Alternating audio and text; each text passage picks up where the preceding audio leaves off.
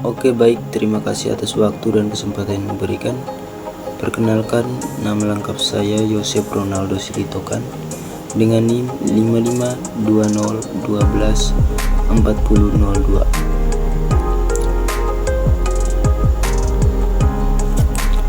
Pada kesempatan kali ini, saya akan menjelaskan materi tentang algoritma dan bilangan bulat.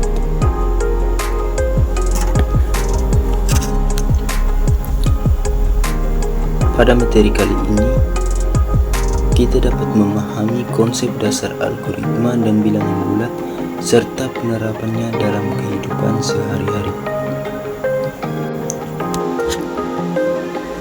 Nah, sekarang kita akan masuk pada poin-poin yang akan saya bahas pada kesempatan kali ini, yaitu yang pertama, apa pengertian algoritma itu sendiri, kemudian yang kedua, apa pengertian bilangan bulat itu sendiri dan bagaimana hubungan algoritma dengan bilangan bulat.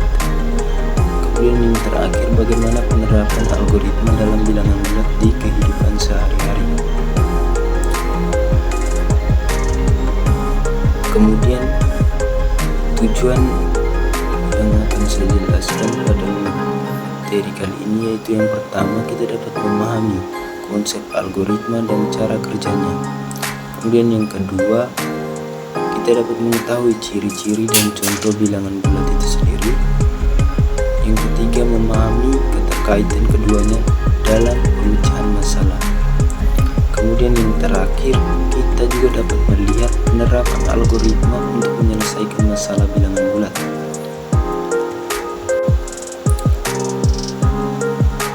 Nah, sekarang kita masuk pada slide yang berikut, yaitu tentang manfaat. Manfaat yang pertama yaitu tentang pengetahuan algoritma. Nah, di sini kita dapat memahami langkah-langkah sistematis untuk menyelesaikan masalah secara terstruktur dan logis. Kemudian manfaat yang kedua yaitu keterkaitan konsep. Maksudnya kita dapat melihat bagaimana algoritma digunakan untuk mengolah masalah yang melibatkan bilangan bulat seperti FPB dan bilangan prima. Kemudian yang berikut yaitu tentang konsep bilangan bulat.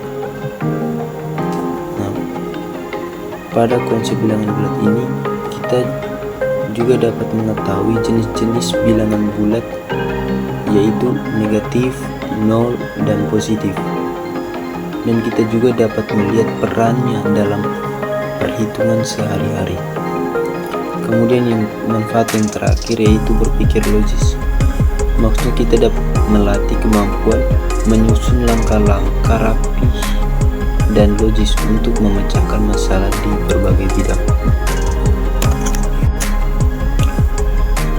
Kemudian kita masuk pada poin yang pertama yaitu tentang pengertian algoritma itu sendiri. Nah, algoritma itu sendiri merupakan rangkaian langkah-langkah yang harus diikuti untuk menyelesaikan masalah. Setiap langkah dilakukan secara berurutan dan logis. Ini berfungsi sebagai petunjuk dari awal sampai dengan akhir. Kemudian kita lihat di sini yang pertama, langkah jelas dan berurutan. Maksudnya setiap langkah mudah dipahami dan dilakukan. Kemudian yang kedua juga kita dapat melihat titik awal dan akhir. Awalnya dari mana, kemudian akhirnya sampai di mana. Maksudnya dimulai dari kondisi awal dan berhenti saat selesai. Kemudian yang ketiga kita dapat melihat juga di sini dapat dilaksanakan. Maksudnya setiap langkah bisa dijalankan tanpa kebingungan karena sistemnya sudah terstruktur. Nah, yang terakhir yaitu menghasilkan jawaban. Artinya masalah terselesaikan dengan hasil yang benar atau sesuai yang telah direncanakan. Kemudian kita masuk pada ciri-ciri algoritma, yaitu yang pertama tentang input. Input itu artinya ada data awal yang diproses. Yang kedua itu output, yang artinya menghasilkan jawaban dan hasil. Yang ketiga langkah atau loop, artinya memiliki tahapan jelas dan tidak ambil. Yang keempat berakhir atau final, yaitu pasti selesai setelah beberapa langkah. Kemudian yang terakhir, yang kelima itu efektif, yaitu setiap langkah dapat dikerjakan. Di sini kita dapat melihat yang pertama algoritma Euclidean atau mencari FPB. Rumus atau prosedur yang digunakan yaitu jika kita ingin mencari FPB dari dua bilangan A dan B atau A lebih besar dari B, maka kita bagi A dengan B, dapatkan sisa R. Kemudian jika R sama dengan 0, maka FPB sama dengan B. Kemudian yang ketiga, jika R tidak sama dengan 0, ganti A dengan B dan B digantikan dengan R. Ulangi langkah pertama. Kemudian kita masuk pada algoritma yang kedua, yaitu tentang algoritma Sheaf of Erasmus, yaitu bilangan prima. Prosedurnya yaitu yang pertama, tulis semua bilangan dari 2 sampai ke N.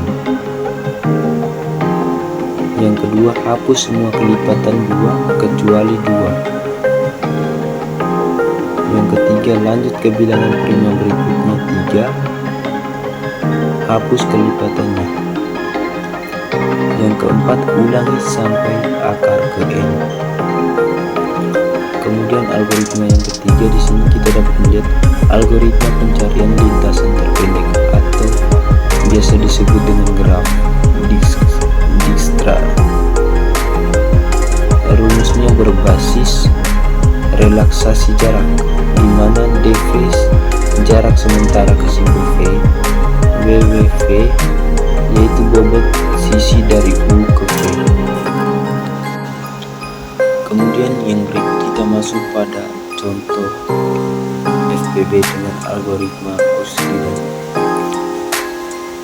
Contohnya kita mencari FPB dari 252 dan 198. Langkah yang pertama yang kita lakukan yaitu 252 dibagi 198 sama dengan 1, sisa 54. Nah, kemudian 198 ini kita bagi dengan 54 yang sisanya tadi, maka hasilnya 3, sisa 36. Kemudian langkah yang ketiga, 54 dibagi 36, maka hasilnya 1, sisa 18. Kemudian 36 dibagi 18, maka hasilnya 2, sisa 0. Maka FB yang kita dapatkan pada soal ini yaitu 18. Kemudian di sini ada contoh lagi, yaitu menentukan bilangan prima lebih kecil sama dengan 30 dengan Sheaf of Erasmus. Langkah yang pertama, kita tulis 2 sampai 30. Hapus kelipatan 2. Berarti 4, 6, 8 dan seterusnya sampai 30. Kemudian berikut, hapus kelipatan 3, maka 9, 15, 21, 27. Kemudian kita hapus kelipatan 5, maka hasilnya 25. Bilangan prima yang kita dapatkan yaitu 2, 3, 5, 7, 11, 13, 17, 19, 23, dan 29. Kemudian contoh yang ketiga, lintasan terpendek atau biasa disebut dengan graf. Misalnya graf memiliki jarak A ke B berbanding 4 dan A ke C berbanding 2 dan C ke B berbanding 1. Pertanyaannya, cari jarak terpendek A ke B. Langkah yang pertama kita lakukan, dari A ke B langsung berbanding 4. Dari A ke C ke B, maka kita tambah 2 tambah 1 sama dengan 3. Maka jarak terpendek yang kita dapat pada soal ini yaitu 3 melalui jalur A ke C kemudian ke B. Di sini ada tips juga untuk memahami algoritma matematika distrik, yaitu yang pertama, tuliskan langkah secara jelas atau prosedur kode atau diagram alur. Coba contoh kecil dahulu untuk menguji. Gunakan logika dan cek setiap langkah. Kemudian yang berikut kita masuk pada pengertian bilangan bulat itu sendiri. Pengertian bilangan bulat itu sendiri merupakan bilangan tanpa pecahan atau desimal yang meliputi bilangan negatif, 0, dan positif, melambangkan dengan huruf Z dari kata zahlen yang berarti angka. Dan di sini kita dapat melihat bilangan negatif, yaitu bilangan kurang dari 0 dengan tanda min atau kurang. Contohnya min 5, negatif 5, negatif 4, negatif 3, negatif 2, negatif 1. Kemudian kita masuk bilangan 0, yaitu angka 0 sebagai batas tengah, bukan positif dan bukan negatif, berarti dia yang paling tengah. Dia memisahkan antara negatif dengan positif. Kemudian bilangan positif, yaitu bilangan lebih besar dari 0. Contohnya 1, 2, 3, 4, 5, dan seterusnya. Kemudian yang berikut kita masuk pada hubungan algoritma dengan bilangan bulat. Nah, algoritma dan bilangan bulat berhubungan erat dalam menyelesaikan masalah perhitungan. Algoritma menyediakan langkah-langkah terstruktur untuk mengolah bilangan bulat secara sistematis. Nah, di sini kita dapat melihat yang pertama itu mengolah data.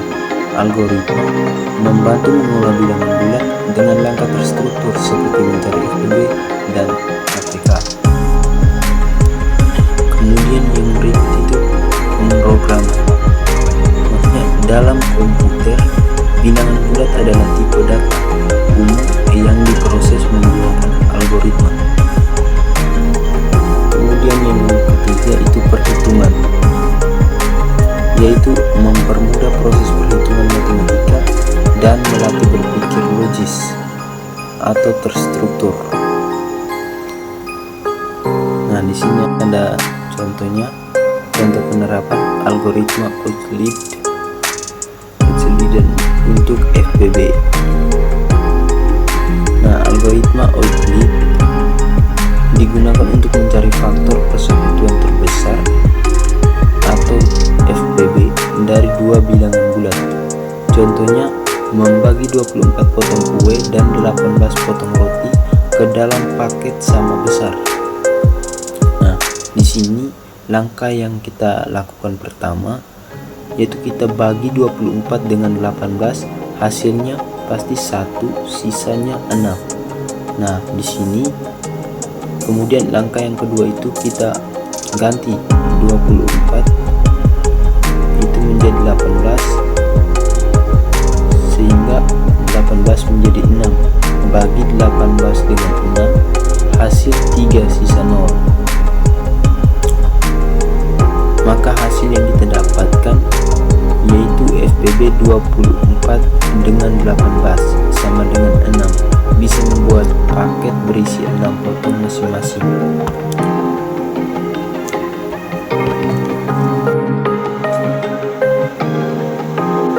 Kemudian kita masuk pada penerapan dalam kehidupan sehari-hari.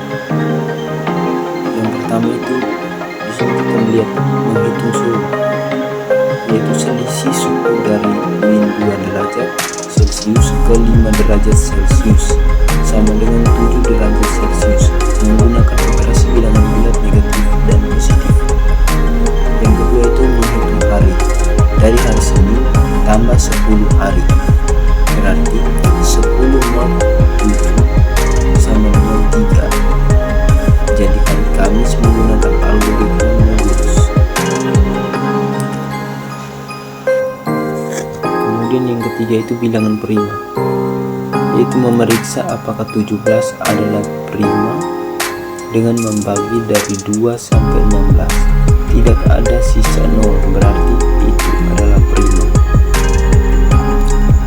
Kemudian yang terakhir membagi barang. Contohnya 50 buku dibagi 4 rak, berarti 50 dibagi 4, sisa 2. Maksudnya 50 dibagi 4 sama dengan 12, hasilnya 12, sisanya 2. Setiap rak dapat 12 buku, tersisa 2 buku.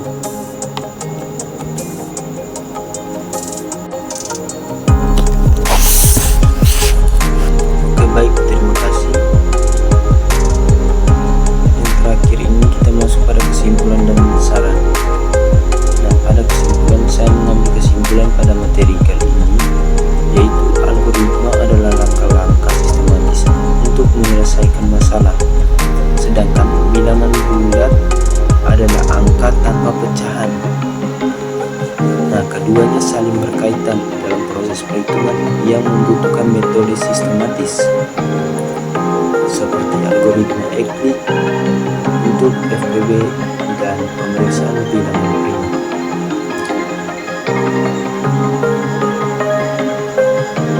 Pemahaman konsep ini penting untuk matematika dan komputer, membantu melatih kemampuan berpikir logis dan sistematis.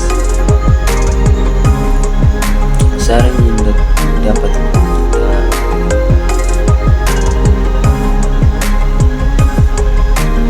yaitu yang pertama berlatih rutin membuat algoritma sederhana.